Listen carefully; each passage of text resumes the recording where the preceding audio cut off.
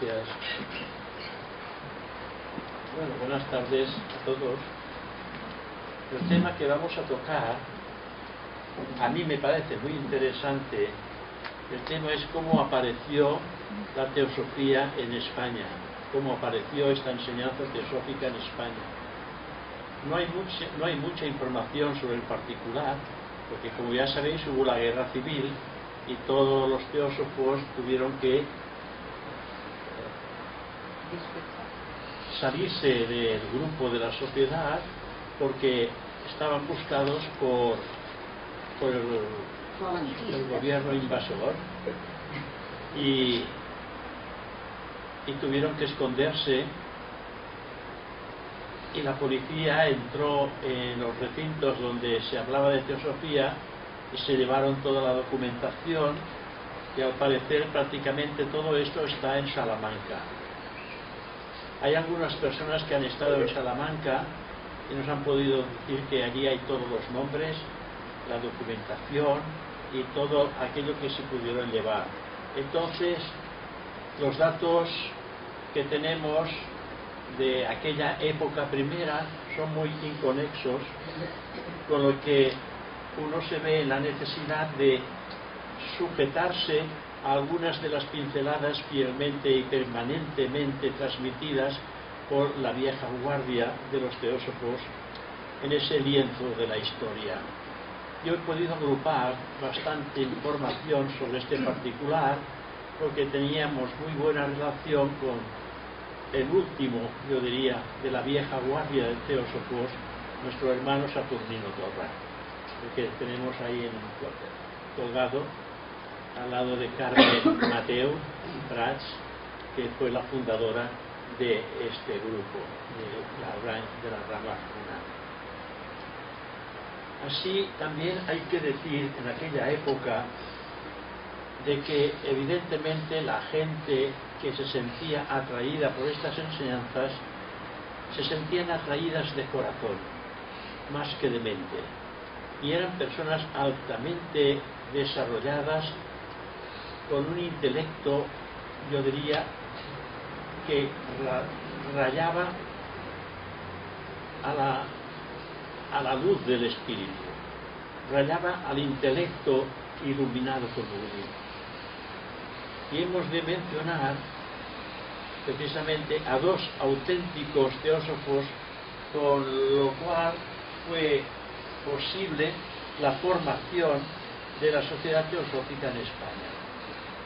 No sabemos si sin ellos se hubiera podido formar esta sociedad teosófica, porque eran dos personas y estas dos personas lo dieron todo por la sociedad.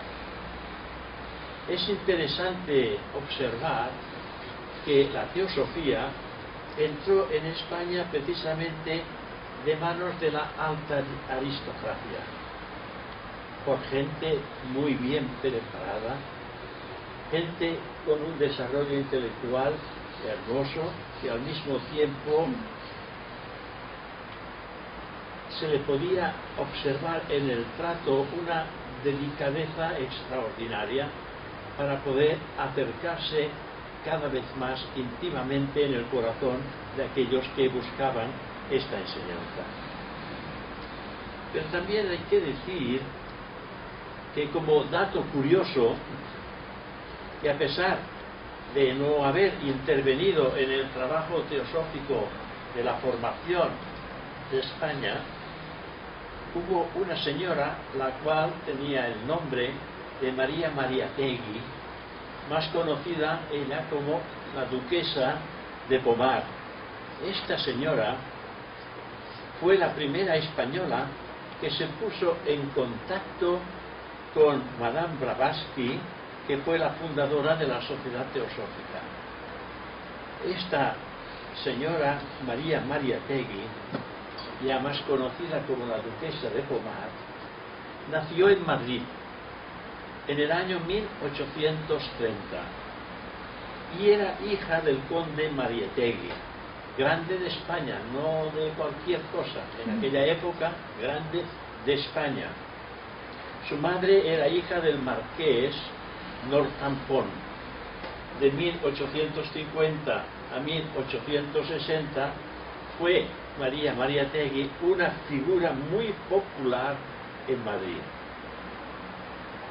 Se casó con el general Duque de Pomar en Madrid, y cuando éste murió joven, se fue a Inglaterra con su hijo y allí se volvió a casar por segunda vez con el duque de Caithness, un escocés que falleció muy rápidamente también en su juventud, dejándola una inmensa fortuna. A la muerte de su marido se traslada a París y construye un palacio como el de María Estuardo, reina de Escocia. O sea, no era una persona con poquito dinero, sino que se hace una vivienda que es un cálculo total de lo que es el palacio de María Estuardo. En 1876, la marquesa de Pomar se hace miembro de la Sociedad Teosófica y en 1884 funda ella la Sociedad Teosófica en París. O sea, primero se hace miembro libre, miembro no adscrito, porque no había la Sociedad Teosófica. La Sociedad Teosófica estaba en Londres, estaba en Inglaterra, pero no estaba en Francia. María Mariátegui, que ya tenía información de buena cosecha de otros países, entonces ella se hace miembro de la Sociedad Teosófica, no adscrito a ninguna rama ni a ningún país. Y mientras el tiempo va pasando, ella aprende lo que es la enseñanza teosófica y funda la Sociedad Teosófica en Francia. Y como se hizo muy amiga de Blavatsky, colaboraron juntas a la formación de lo que ha sido y es aún por el momento la revista francesa Lotus Bleu. Aún sigue produciéndose la revista Lotus Bleu.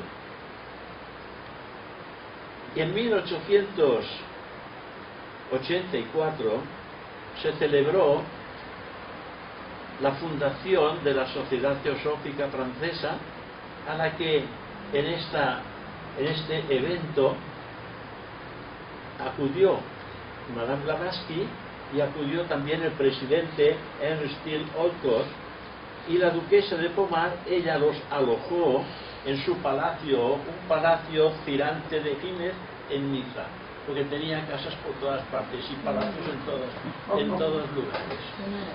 Por todas partes había palacios que le pertenecían. Y entonces Blavatsky con el Olcott se alojaron en ese palacio. La duquesa de Pomar fue muy conocida entre los teósofos europeos, porque realmente era una persona como Madame Blavatsky, echada para adelante y hacía todo lo que podía para poder llevar a cabo sus planes. Entre los teósofos europeos del primer momento, y mantuvo pero que muy buena relación con el segundo teósofo español, el marqués don José Chifré Hamel. O sea que aquí ya vemos la marquesa de Pomar, José Chifré como marqués de aquí de España.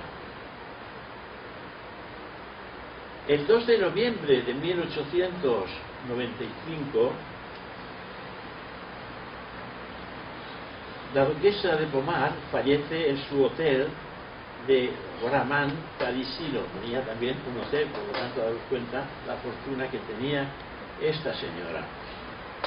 Fue, se nos dice, una de las mujeres más ricas de Europa. Fundó y dirigió las revistas, daros cuenta, las revistas La Aurora. Aún se encuentran en las librerías antiguas parte de estas revistas. Y el Mensager de la Paix.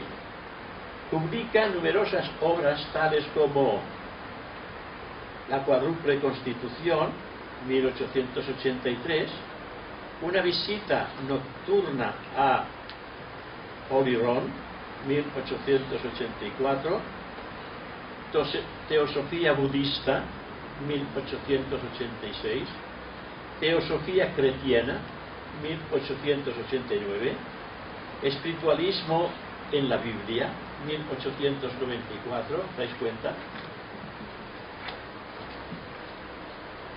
Secreto del Nuevo Testamento, Fragmentos de Teosofía oculta en Oriente, la Teosofía semítica, Interpretación esotérica de los libros sagrados, Antiguas verdades a una nueva luz, El levantamiento de los sellos, Revelaciones de lo alto sobre la ciencia de la vida, El misterio de los siglos y Cartas serias a amigos confidenciales. Poca gente conoce la trayectoria de la duquesa de Pommard y menos todavía su literatura. Ella hizo un trabajo extraordinario, pero al lado de Madame Blavatsky. El segundo español, que tratará también directamente con Madame Blavatsky, primero Madame Pommard, segundo José Chiffré Jamel, miembro también él de una opulenta familia catalana. Nació en París en 1855 y falleció el 27 de septiembre de 1920. Su padre tenía plantaciones en Cuba y barrios enteros en Barcelona, de los cuales aún podéis contemplar uno que le llaman el edificio de las 7 o 11 puertas. 7 puertas. 7 puertas. Y aún existe porque el caudillo Franco, él o el gobierno de aquella época no vieron los símbolos teosóficos, hay teosóficos masónicos que hay en la fachada. Y como no los vieron, pues el edificio quedó. Porque todo lo que era masónico lo iban cortando. Y el que era masón lo mataba. Al presidente de la Sociedad Teosófica lo asesinaron por ser masón. No solamente lo asesinaron a él, sino que también pusieron en prisión a su hija. Estos datos no los cuento aquí, porque le tengo que incluir en aspectos muy concretos, porque a pesar de no tener mucha información, con 4 charlas es imposible dar a conocer la teosofía de los primeros momentos hasta que Montoliu, Francisco Montoliu y Togores, falleció. José Chiffré, él trabajaba en la banca y siguió trabajando en ella y también en la industria. No era muy calculador en sus gastos porque tenía una enorme fortuna que él heredó directamente de su padre, y adquirió título mobiliario a través de su matrimonio con María Chacón y Silva. Esta es la razón por que te dije si tú eras también familiar de la Chacón. Se educó en París y se educó también con el joven de aquel tiempo de Alfonso XII. Alfonso XII y él fueron al mismo colegio. Normalmente él acudía a Palacio con frecuencia hasta que un día el rey, instigado por órdenes religiosas, no por su pensamiento hacia el ideal que movía el corazón de Chiffré, sino instigado pues por las órdenes religiosas, le dijo a Chiffré que se había enterado que él estudiaba la sabiduría divina llamada teosofía. sin decírselo claramente, le insinuó que debía escoger o bien entre seguir su inclinación oculta hacia el movimiento teosófico o dejar de frecuentar palacio, porque él estaba siempre en palacio. Vais viendo un poco las cosas de aquella época.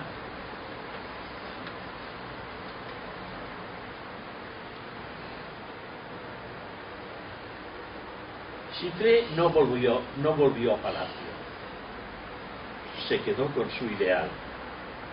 Pero al parecer no hubo ruptura de amistad, no hubo ruptura en la relación amistosa que tenían entre ellos, pues el marqués de Valdeiglesias cuenta que el 25 de febrero de 1884, en el palacio de la calle de Santa Isabel, los duques de Germán Núñez dieron una fiesta de disfraces en la que asistieron Alfonso XII y María Cristina, su esposa, así como don José Chiffré y su bella esposa María Chacón, entre otros de los asistentes de la más alta aristocracia de la época. Es decir, que socialmente se encontraban en las fiestas de la alta aristocracia y guardaron la relación con Alfonso XII, pero no en el palacio de Alfonso XII, porque ya sabéis que la religión de aquella época siempre estaba vigilando todo lo que hacían las ovejitas que populaban por la iglesia. Ya sabéis que los sacerdotes eran los pastores y los asistentes a la iglesia eran las ovejas. Por eso les llamaban pastores de ovejas. Nosotros somos las ovejas.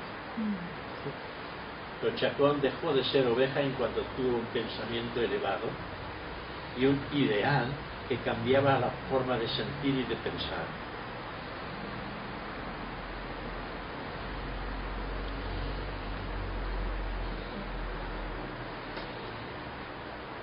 ¿Cómo fue el encuentro de Chiffré con la teosofía? Dicen que corría el año 1884, cuando el señor Chiffré, llevado ya por su afición ya bien calada en el corazón y en la mente, hacia los estudios filosóficos y orientales, se dirigía como atraído por una especie de corriente especial a lo que luego él supo que se llamaba teosofía. Él seguía una corriente orientalista, pero no sabía exactamente de dónde venía, ni qué es lo que era. Tenía la impresión de que existía él. Dice, tengo la impresión de que existe una verdad nunca perdida que se conservaba desde muy remotas edades. Así que dirigió su mirada hacia la literatura oriental, india, para poder indagar en aquellos sagrados libros de Oriente que era necesario, se dio cuenta, que tenía que aprender, de alguna forma, tenía que aprender la antigua lengua sánscrita. Porque en aquella época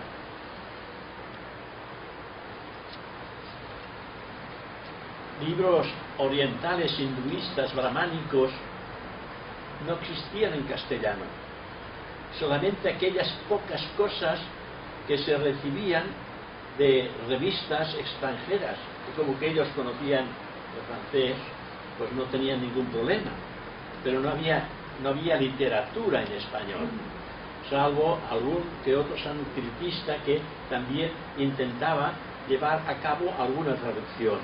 Y él dijo, voy a aprender pues el sánscrito para poder traducir obras al español. Chiffré toma la decisión y se traslada a París, donde podría donde podía estudiar el sánscrito, porque dentro de la universidad había una sección donde se estudiaba sánscrito. Efectivamente, él tomó como profesor uno de los más populares que había, que estaba más de moda o en boga, y que se llamaba Joquilot. Eso está en las revistas antiguas, menos mal que podemos encontrar cosas. Pero a mediados del año 1888, digo las datas porque veis que de alguna manera en poco tiempo como hay un cambio enorme en sus vidas. En 1888, en una librería de Barcelona, yo diría en una librería de una calle que atraviesa la antigua Vía Layetana, la calle Princesa. En la calle Princesa era una librería ya antigua. Encontró un número de la revista teosófica francesa, el Lotus Bleu, que ha sido editado por la Marquesa de Pomar y Madame Blavatsky, publicada en París, cuya lectura automáticamente le sedujo de tal manera que se consagró totalmente al estudio de la teosofía. En cuanto a esto entró, bueno, allí ya no cabía nada más que teosofía, a partir de este momento, como iréis viendo. En 1889, leyendo las obras de H.P.B., quedó seducido por la profundidad de visión que pudo descubrir en sus obras, en las obras de Madame Blavatsky.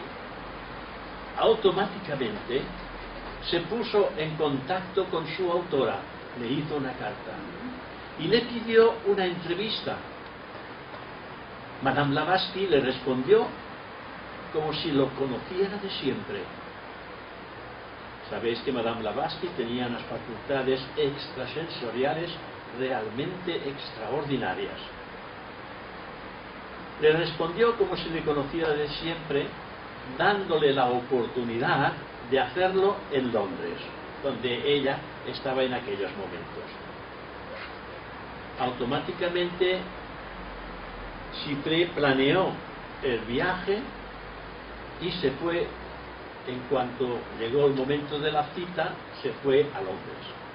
Apenas entró en el salón, apenas puso los pies en el salón, la señora Blavatsky lo llamó por su nombre de pila, sin que le fuera presentado, y le dijo que la había visto embarcarse, porque antes no se cogía el avión si iba a Londres, no, embarcarse, coger el barco, los días que fueran para poder hacer el viaje, pasar las molestias que tuviera que pasar, que todo esto no era nada en absoluto ante lo que él esperaba encontrar.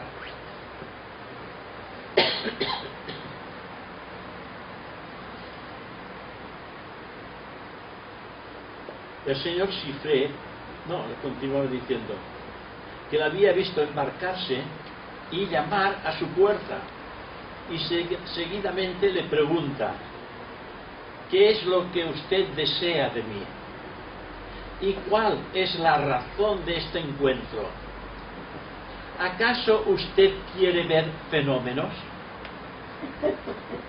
Que la gente acudía a Madame Blavatsky para que ella creara fenómenos ante ellos mismos. El señor Chypre respondió inmediatamente que la curiosidad no le mueve en absoluto, que no desea ver fenómenos, que a él solo le interesa el aspecto metafísico y científico de la teosofía. El señor Chypre, mientras dice estas palabras, se encontraba al lado de una mesita pequeña sobre la cual él había depositado un bloc de notas que él ya tenía para ir anotando las cosas que Madame Blavatsky le fuera contando. Y al cabo de unos instantes fue a recoger este blog que había depositado en esta mesita, pero el blog había desaparecido, ya no estaba en la mesita. Creyendo él haberlo entrado maquinalmente, sin darse cuenta, en uno de sus bolsillos, maquinalmente los registró todos, pero inútilmente. El blog no aparecía. HPB, que estaba observando sus movimientos, le dejaba buscar, y al cabo de unos instantes le dijo: ¿qué es lo que está buscando usted? Y él contestó: el bloc de notas que he dejado encima de esta mesita y ha desaparecido. Y ella le contesta: lo habrá dejado usted sin duda en el abrigo, sin darse cuenta. Y entonces llamó al criado y le pidió que buscara en el abrigo el bloc de notas, haciéndoles observar a ambos que no le gustaba que pasaran estas cosas en su casa. O sea, ella lo estaba pasando bien. Pero decía: no me gusta que pasen estas cosas en mi casa. El criado buscó en el abrigo, por el suelo, y no encontró nada. Instantes después de que pasara esto, el señor Chiffré advirtió un objeto flotando en el aire. Un objeto flotando en el aire, como que viniera del techo, terminando por caer sobre sus propias rodillas. El señor Chiffré cayó en la cuenta y sonriendo le dijo a la señora Blavatsky que estos fenómenos no me interesan, que no había venido para esto. Sé que es usted capaz de producirlos y de más sorprendentes. HP respondió: le creo, y que estaba convencida de que él era sincero. O sea que ahí lo puso a prueba, pero él no entró en el aspecto fenoménico, sino que él buscaba respuestas que confirmaran la visión que él tenía como principio del conocimiento teosófico. Chiffré se quedó cerca de Blavatsky durante 11 días. O sea que hubo un tiempo para conocerse, hablar, tomarse el pulso y tener conciencia de qué es lo que realmente contenía cada uno de ellos. Uno de estos días, uno de estos 11 días que estuvo al lado de Blavatsky, estando Chiffré y Blavatsky conversando, al cabo de un rato él le dijo: tengo que salir para realizar ciertas gestiones, y se marchó prometiendo volver lo más pronto posible. Había recibido o le había notificado ciertos asuntos sobre su fortuna que lo tenían un poco, digamos, preocupado.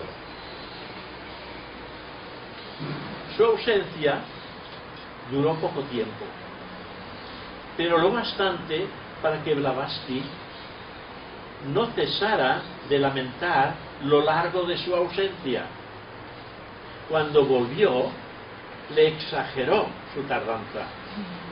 El señor Chiffré no sabía dónde ponerse y respondió que no había hecho nada más que ir y volver en coche, no había hecho nada más que esto.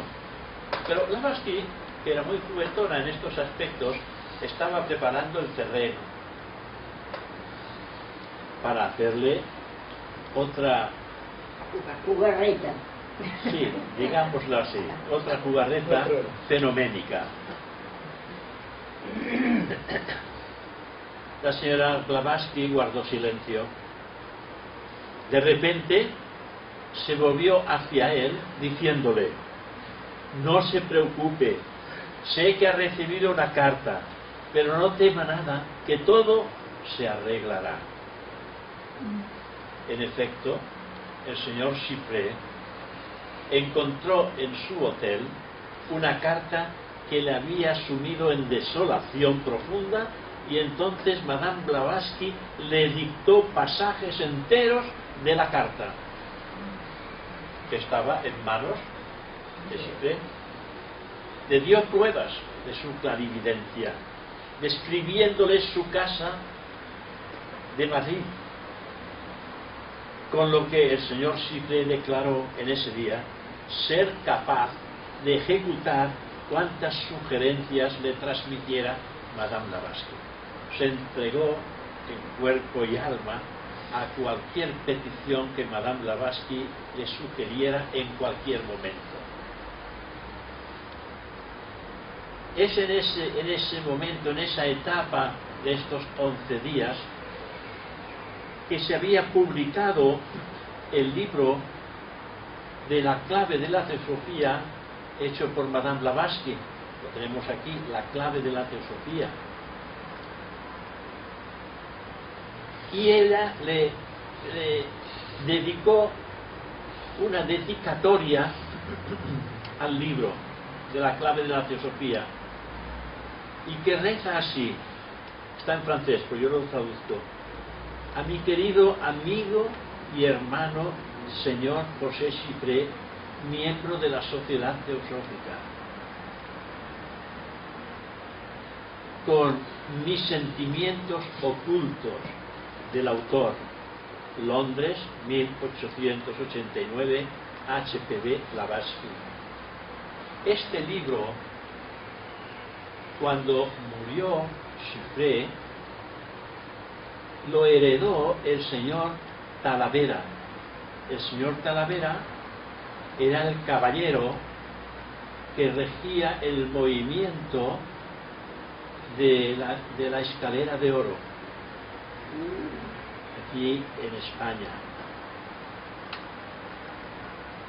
Y cuando murió el señor Talavera, que yo sí lo he conocido, el señor Talavera, durante algunos años, ya muy mayor, él sí siempre iba con sombrero, y por eso le llamábamos el caballero. Discípulo directo de Rosso de Luna, y después del doctor Eduardo Alfonso, al cual también he conocido.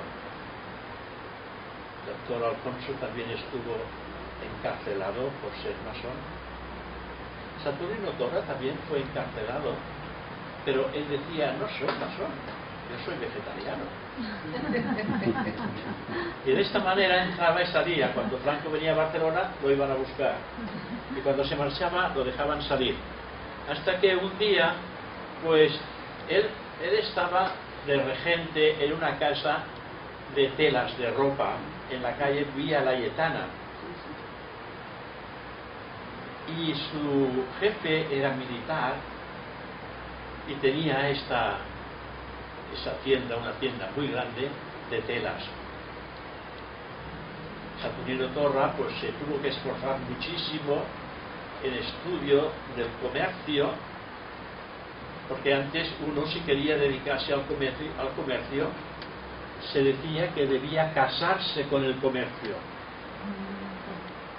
Comercio es una palabra masculina, ¿no? Sí. Pues nos obligaban por los papeles, cuando se iba al ayuntamiento, te decía: casado con el comercio. A lo mejor estabas casado con una mujer, pero bueno, también te decían que estabas casado con el comercio.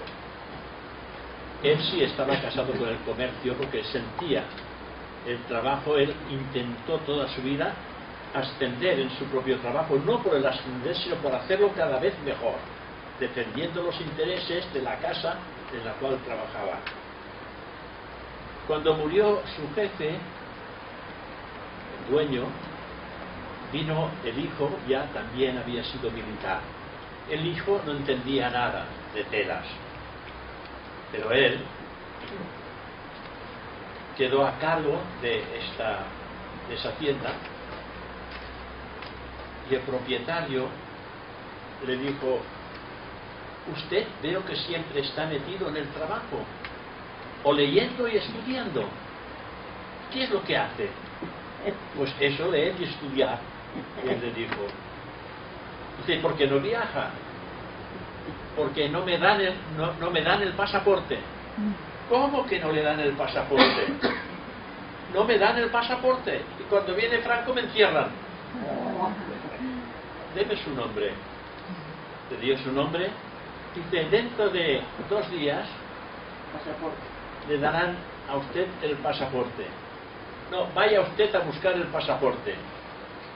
Al cabo de 2 días, que él no se lo creía, se va a comisaría a buscar el pasaporte de la Plaza España. Y cuando va a pedir el pasaporte, los policías riéndose, váyase, váyase, o lo encerramos nuevamente. Bueno, y él se marchó. Y al cabo de poco tiempo volvió el propietario y le dijo, ¿qué? ¿Ya ha hecho algún viaje? Dice, no. ¿Y por qué? Porque no me dan el pasaporte. ¿Ah, no le han dado el pasaporte? Espere. Él llama a la comisaría y a la noche, mientras estaba cenando, llaman a la puerta, Villa Layetana 77, donde allí se hacía teosofía sin parar, mientras las bombas caían, y después también. Y entran 2 hombres, vestidos de paisano. ¿Usted es el señor Saturnino Torra? Sí, señor. ¿Qué sucede? ¿Usted continúa queriendo tener el pasaporte? Sí, señor. Aquí lo tiene. Y entonces hizo su primer viaje a Nomen a escuchar a Krishnamurti. Y mientras estaba allá, pues se encontró con Sri Ram. Y Sri Ram le dijo, usted tiene que ser el director de la Sociedad Teosófica en España. Ah, no, hay otro. Hay uno que es, pero está enfermo. Él era Lorenzana. ¿Habéis oído hablar de Lorenzana? Luis Lorenzana. Luis Lorenzana. Luis Lorenzana. Que él murió porque él era ingeniero de minas y en uno de los trabajos un obrero cayó en unas aguas infectadas y entonces él se lanzó al agua para sacarlo y se infectó él y murió de fiebres tifoidas. Pero antes de no morir estuvo enfermo y Saturnino pues le hacía todo el trabajo. Dice, yo lo acepto, pero hágamelo por escrito, pero yo no se lo voy a decir al presidente Lorenzana. Quiero que él se vaya de este mundo sabiéndose presidente. Y así lo hizo. Pero no solamente no se lo dijo, sino que no se lo dijo a nadie más. A mí me lo contó. Pero a los teósofos de la época no se lo dijo a nadie más, porque no quería herir susceptibilidades y lo mantuvo en silencio, hasta que finalmente se legalizó la Sociedad Teosófica aquí y entonces él presentó el papel conforme a Sri Ram. Lo nombraba presidente de la Sociedad Teosófica porque no se podían hacer votaciones, estaba la cosa mal. Y entonces sí quedó, a partir de aquel momento lo hicimos presidente de la Sociedad Teosófica, el primer presidente después de la dictadura ha sido Saturnino Torra, pero que él llevaba como director, dirigente, como la antorcha viviente de la teosofía durante los 40 años que duró la posguerra esta. Bueno, no sé, he explicado cosas que no tenía que decir. Pero bueno, como que es una cosa cercana y muchos lo habéis conocido, pues creo que valía la pena.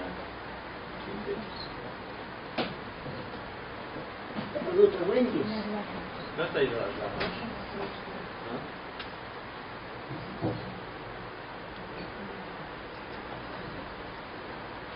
¿No? Así, esto ha venido porque este libro este libro de Madame Blavatsky que dedicó a Chipré, lo heredó el señor Talavera, caballero, y cuando él murió lo heredó este libro Fernando Pérez Martín, que está vivo todavía. Ya tiene sus 89 o 90 años, ya tiene muchísimos años.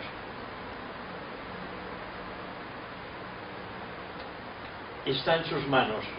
Este libro se lo van pasando, se lo han ido pasando, no sé a partir de ahora cómo sucederá, pero se ha ido pasando con el fin de que no se perdiera, porque hay en ese libro la dedicatoria que Madame Blavatsky hace al segundo presidente de la Sociedad Teosófica Española, porque el primer presidente fue otro del que todavía no hemos hablado.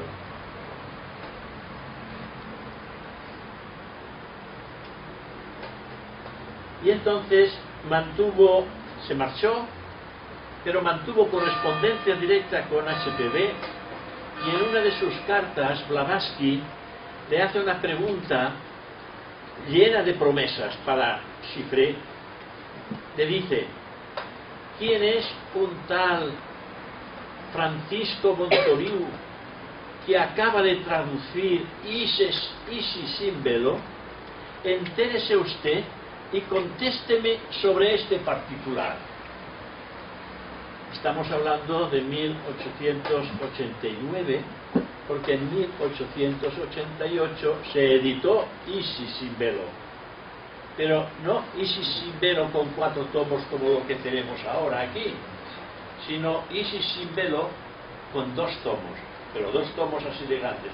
Yo quería traer el tomo, porque yo los tengo, lo quería traer para que lo vierais. El tomo es enorme, grande así, que es el que él tradujo, pero se me ha ido de la cabeza. Pero hubiera gustado presentaroslo, porque va muy bien de leer. En vez de hacerlo en 4 tomos y con letra pequeña, son con 2 tomos grandes y con letra un poco más asequible, por lo menos a los que tenemos años. Estas palabras que Madame Blavatsky escribe notificándole a Chipré lo de Francisco Montoliu, fueron para el alma de Chipré un rayo de luz. Él piensa, existía en Madrid un ser que sin duda pensaba y sentía como él, que también vivía solo con sus aspiraciones. 24 horas después de haber leído la carta de HPB y averiguando el domicilio del que había de ser su mejor amigo, su hermano, se presentó en su casa, en casa de un tal Francisco Montoliu y Togores. Qué lejos estaba él entonces de pensar que el que venía a visitarle era el amigo, el hermano destinado por la gran ley del karma a ayudarlo en su obra. Que ambos, unidos por la comunidad de creencias, el entusiasmo por la enseñanza del Viejo Oriente, por esas 1000 circunstancias imposibles de definir, pero que se sienten internamente juntos, tenían que dar ambos principio a la obra que el karma les destinaba. Pero, ¿quién era Francisco Montoliu y Togores?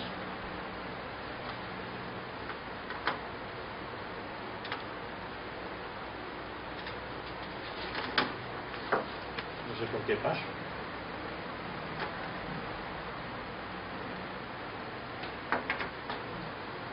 Francisco Montoliu y Togores nació en Tarragona, un catalán,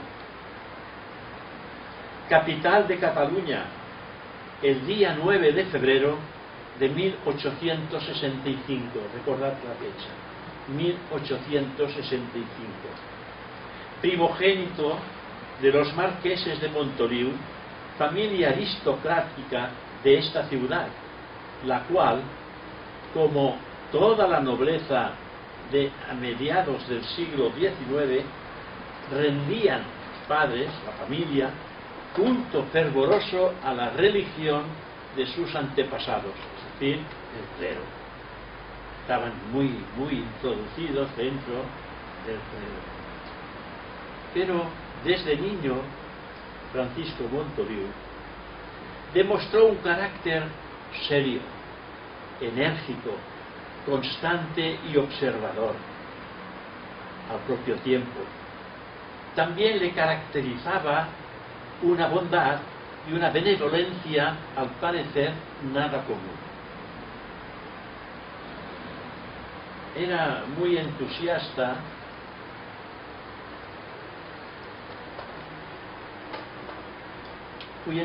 del Capitán Nemo de Julio Verne. ¿Habéis oído hablar de Julio Verne? ¿No sabíais que Julio Verne era teósofo? No. Sí. Julio Verne era teósofo y tenía una cierta predisposición a la percepción de algo del futuro. Como habéis visto, la mayor parte de sus libros finalmente han salido realmente justos con aquello que él explicaba.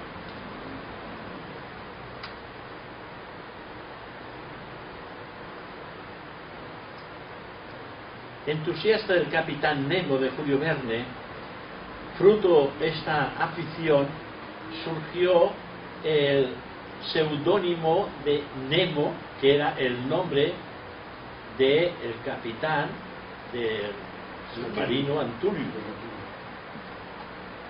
Por lo tanto, él no firmaba como Francisco Montoliu, sino Nemo.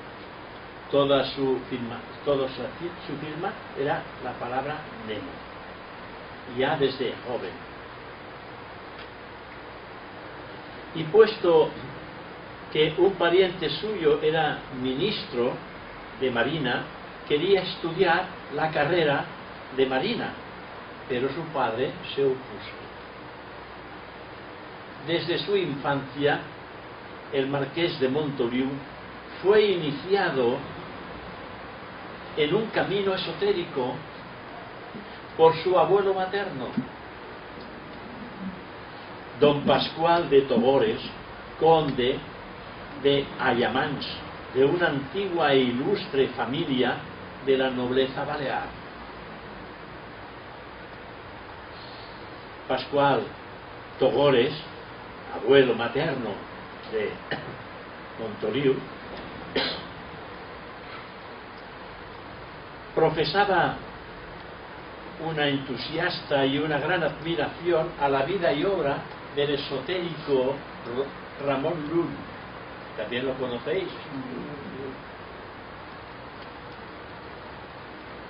Y transmitió esta afición o pasión lulliana a su nieto Francisco Montoliu y Togores, quien dedicará estudios y publicaciones a este gran místico mallorquín. No sé si habéis leído algo de este ilustre mallorquín. Realmente es fantástico lo que él pudo escribir en aquella época, porque era un auténtico esotérico de la vida oculta. Y como su abuelo era un entusiasta seguidor, transmitió este entusiasmo a Francisco Montoliu. Su afición al estudio fue desmedida. Su padre le propició los estudios en Madrid, donde acabó, figuraros vosotros, Derecho e Ingeniería, ganando además las oposiciones, obteniendo una plaza de catedrático en la Escuela de Ingenieros Agrónomos del Instituto de Alfonso XII en Madrid, a una temprana edad, donde los demás empiezan el estudio. Él ya era catedrático, cargo que desempeñó hasta el mes de septiembre de 1891, con gran contentamiento de sus superiores y compañeros, así como el aprecio de los discípulos.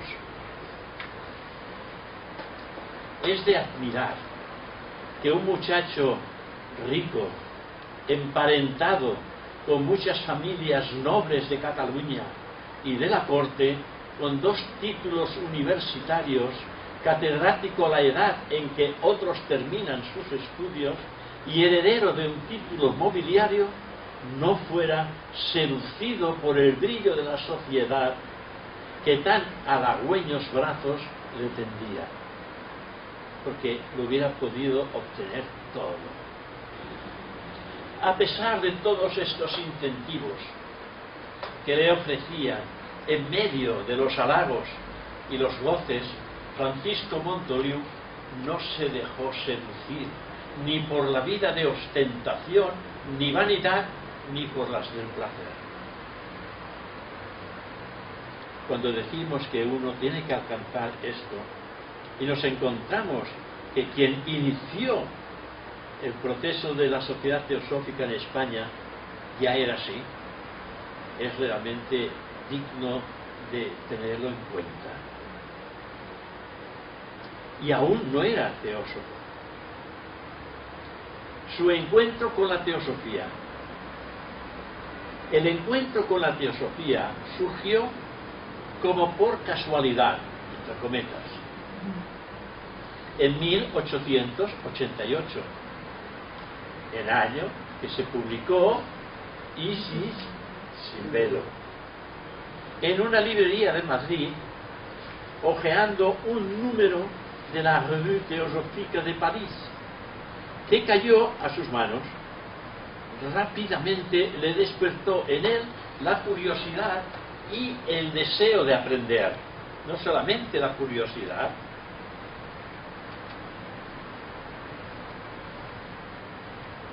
sino también el deseo de aprender. Para conseguirlo,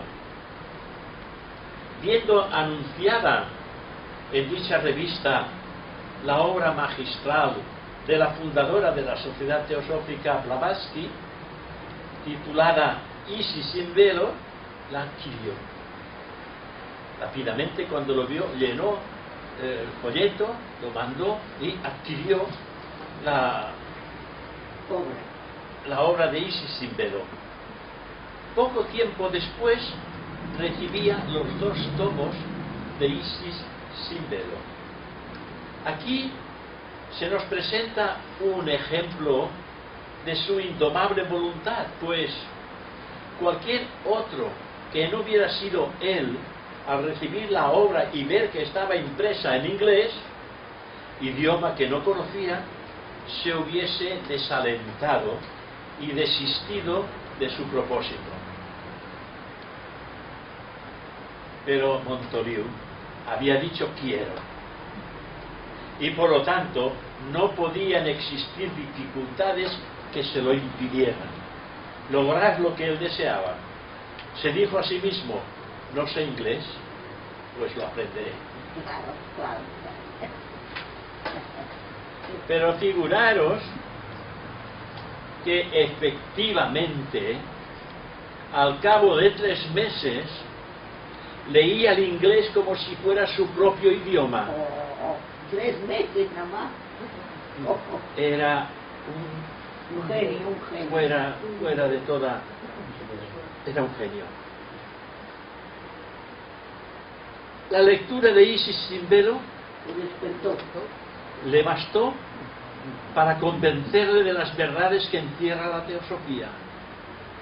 Su espíritu sediento de luz no se deslumbró con el resplandor que ante su inteligencia se presentaba. Por muy hermoso que fuera la luz, el resplandor que él sentía internamente, había algo más profundo que decía: haz el trabajo tal y como tú sabes que debes hacerlo. Por lo contrario, dicen que a semejanza de la rosa que abre sus pétalos para recibir la gota de rocío de la mañana, abrió su corazón a las doctrinas teosóficas hasta el punto de identificarse de tal forma con ellas que casi se podría decir que formaban parte de su ser. Su noble corazón, al sentir la chispa del amor fraternal que la teosofía le enviaba, se inundó totalmente de alegría. Contemplando entonces una humanidad corrompida y egoísta, sintió su alma traspasada por el dolor y entonces, inspirado en los nuevos sentimientos que nacían fuertes y vigorosos en su ser interno, decidió, en pro de la humanidad, empezar a recorrer el sendero de angustia que al nirvana conduce para llegar a la meta donde la acción más sublime, más pura, o mejor dicho, divina, tiene lugar. Porque claro, cuando uno se entrega totalmente a la humanidad, ahí asume, recoge el dolor y el sufrimiento de la humanidad. Porque él tiene que entrar en el claustro materno del propio nirvana. Su sueño, su aspiración, su única ambición fue vencer las pasiones. Esto lo estamos diciendo constantemente.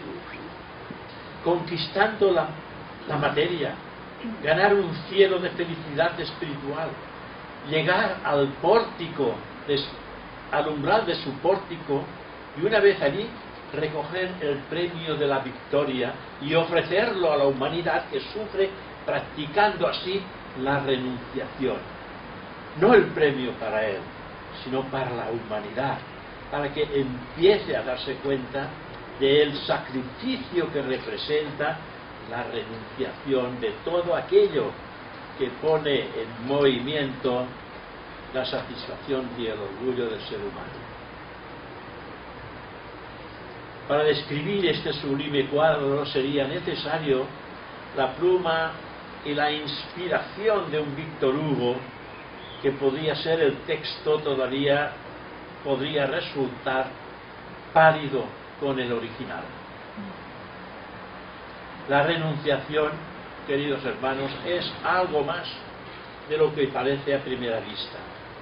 Pues no solamente el Nirmanakaya abandona el premio, sino que al renunciar a él, empieza a recorrer un sendero terrible de angustia y dolor indecible, porque recoge el dolor de la humanidad.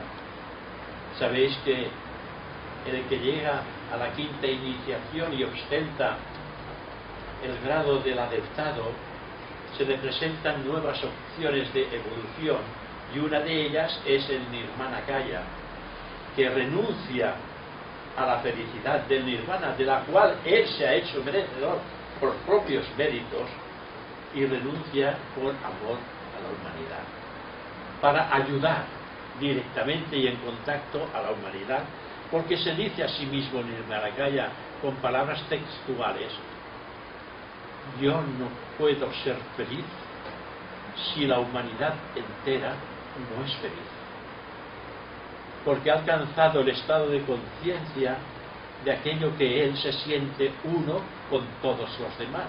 Él ya no es una unidad de conciencia, él es una unidad global que ha vencido la resistencia de la materia y se ha colocado en lo más alto del nirvana, y renuncia a ese estado de conciencia nirvánico por amor a sus hermanos más pequeños.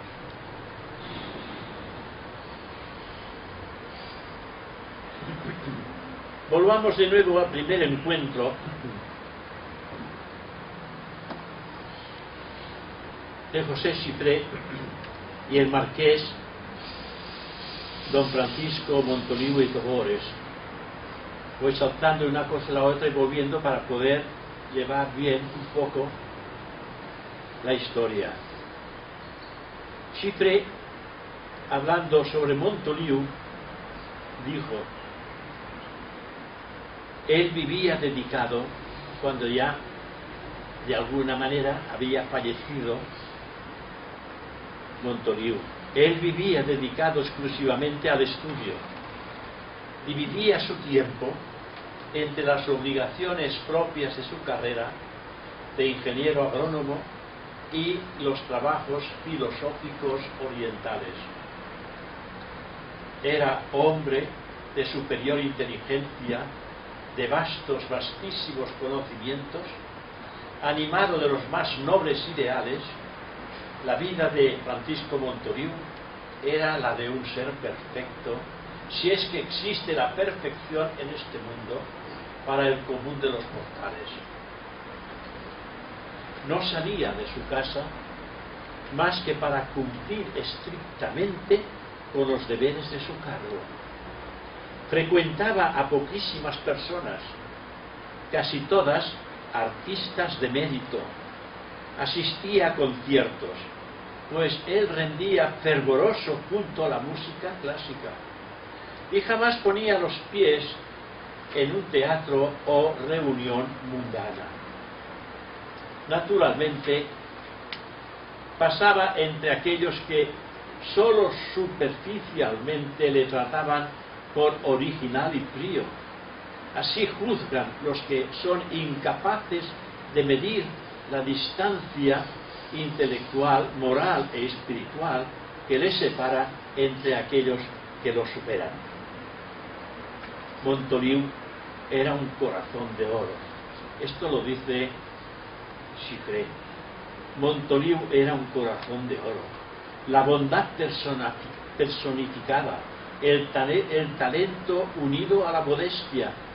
¿Cómo nació entre ellos esa amistad de cariño verdaderamente fraternal que los unía a ambos?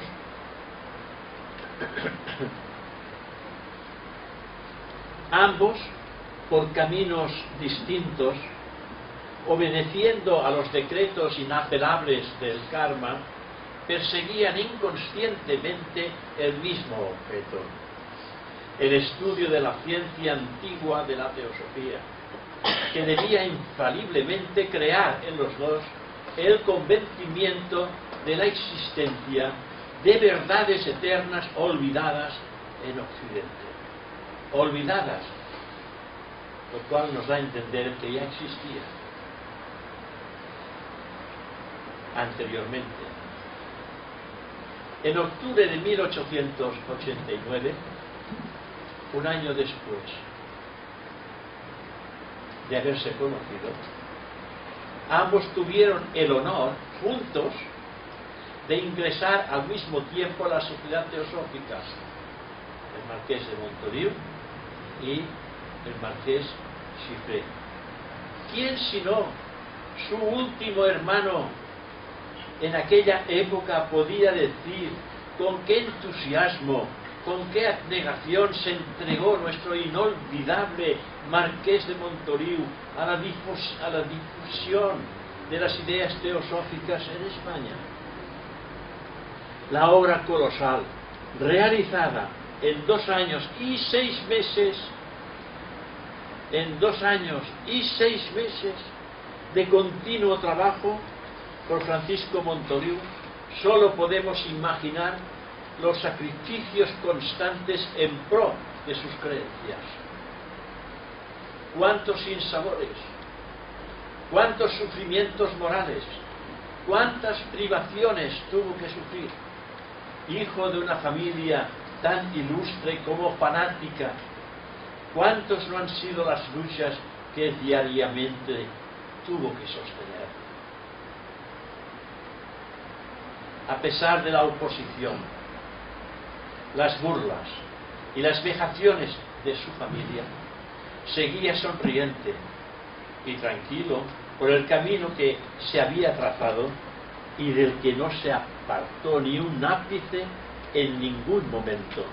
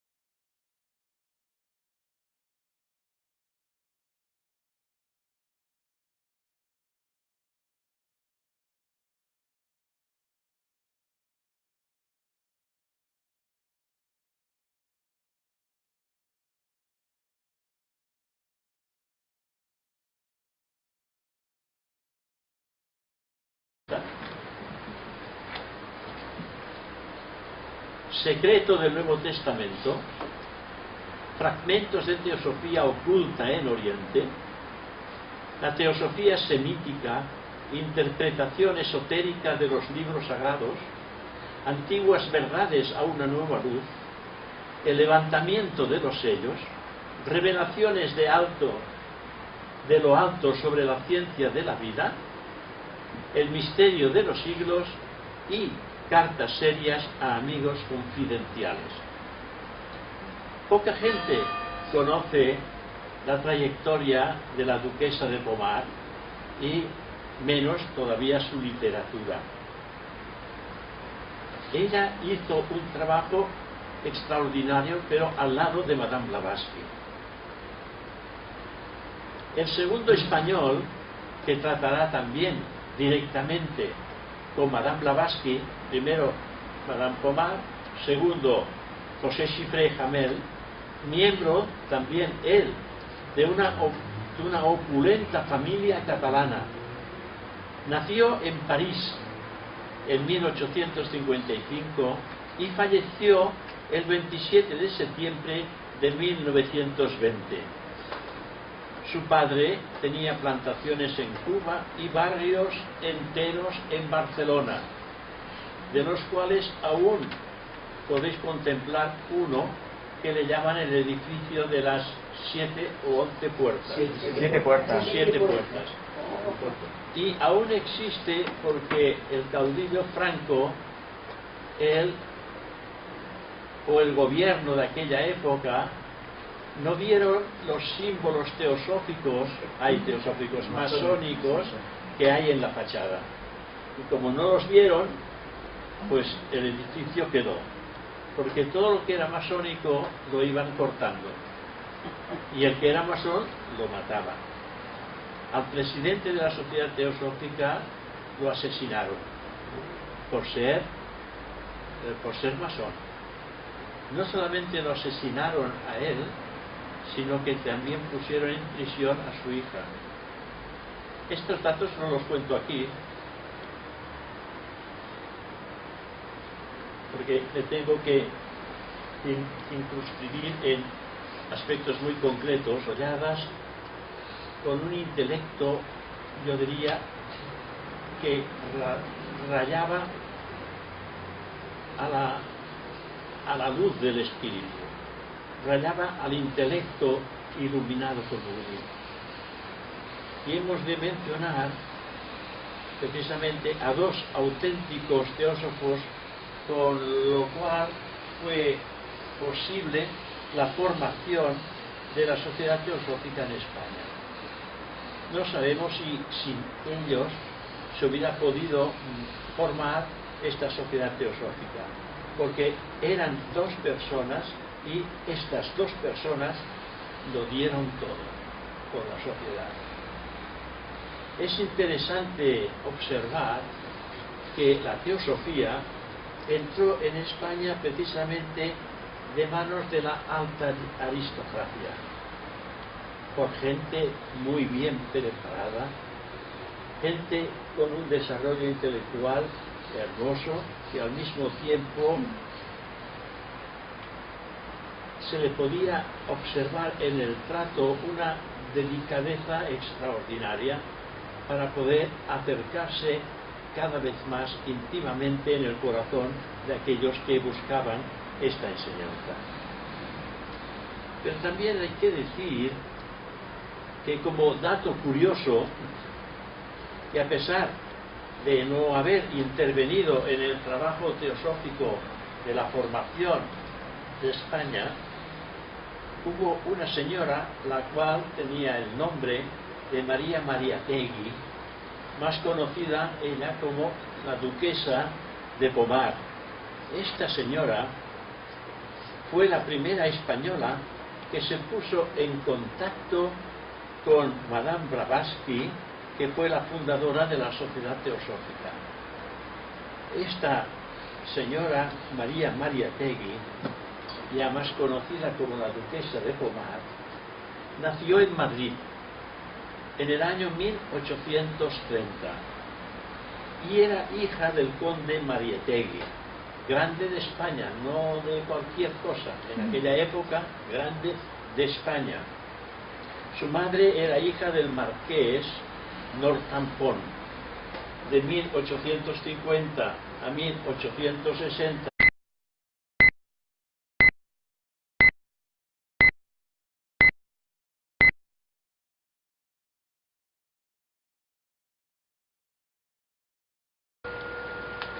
Gracias. Bueno, buenas tardes a todos. El tema que vamos a tocar, a mí me parece muy interesante. El tema es cómo apareció la teosofía en España, cómo apareció esta enseñanza teosófica en España. No hay mucha información sobre el particular, porque como ya sabéis hubo la guerra civil y todos los teósofos tuvieron que salirse del grupo de la sociedad porque estaban buscados por el gobierno invasor y tuvieron que esconderse, y la policía entró en los recintos donde se hablaba de teosofía y se llevaron toda la documentación, y al parecer prácticamente todo esto está en Salamanca. Hay algunas personas que han estado en Salamanca y nos han podido decir que allí hay todos los nombres, la documentación y todo aquello que se pudieron llevar.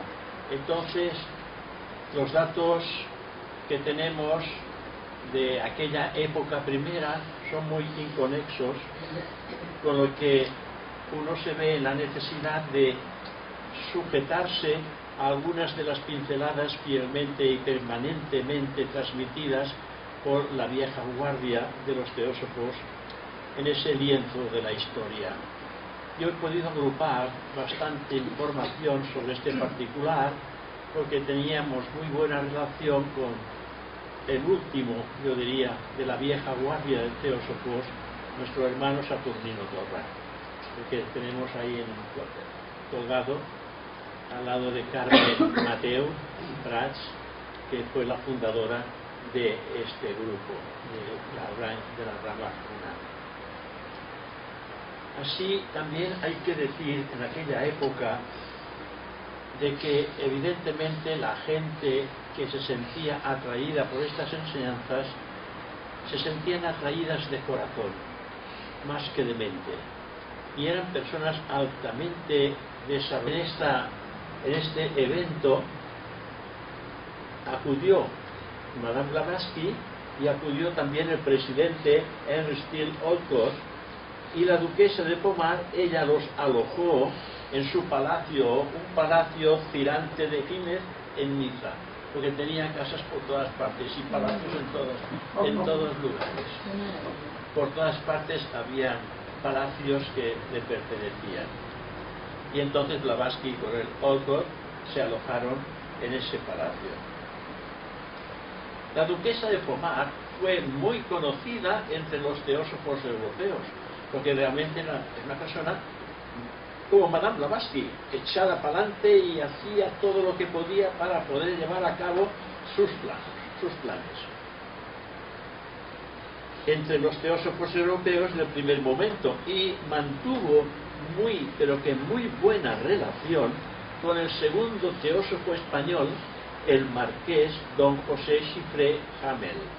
O sea que aquí ya vemos la marquesa de Pomar, José Chifré como marqués de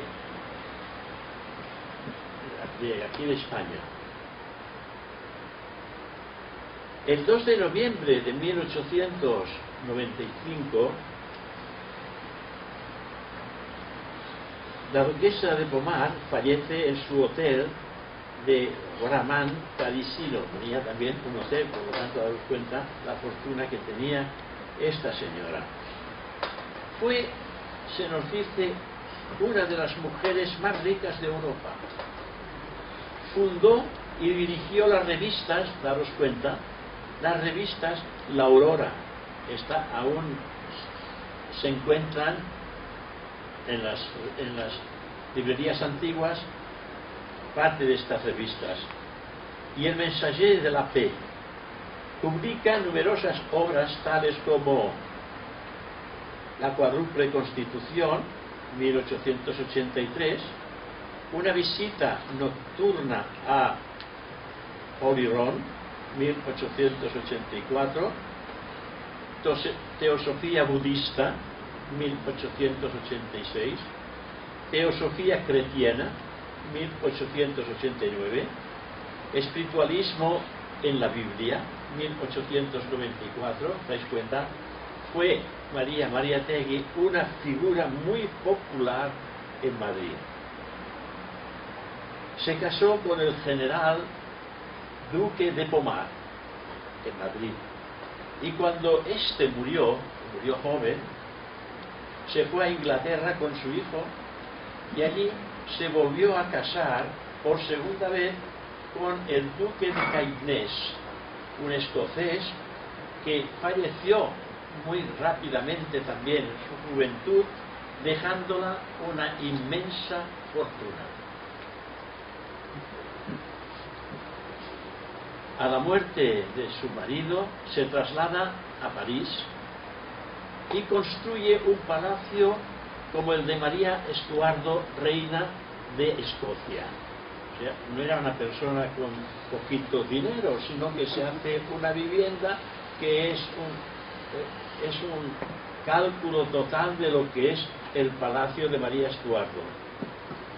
En 1876, la marquesa de Pomar se hace miembro de la Sociedad Teosófica y en 1884 funda ella la Sociedad Teosófica en París.